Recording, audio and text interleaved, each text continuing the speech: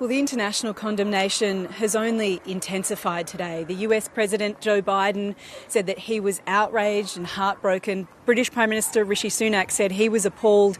And Poland's Prime Minister has said that this has created, both the strikes and Benjamin Netanyahu's reaction to them, have created an understandable anger in the Polish community and a breach of the solidarity that Poles have shown Israel since the war began.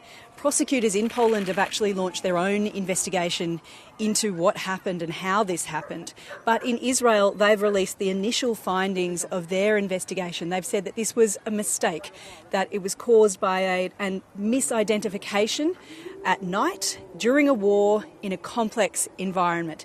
They haven't explained how that misidentification took place, given that all of those cars were clearly marked with the World Central Kitchen logos. They also haven't addressed the organisation's claims that they had actually coordinated with the Israeli military to avoid exactly a situation like this.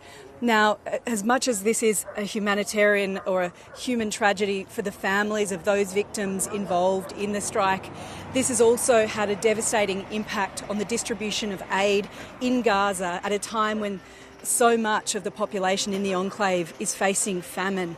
The World Central Kitchen was central to the distribution of aid throughout Gaza. It's now suspended its operations, and it's left this awful situation where there's about 240 tonnes of vitally needed food just being sent back to Cyprus, and there's no one to deliver that aid. The ceasefire talks have also shown no sign of being resolved anytime soon.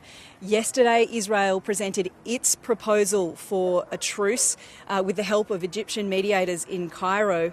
But today we've heard from the Hamas leader who's said that they're not backing down from their original demands for a complete Israeli withdrawal from Gaza and a permanent ceasefire.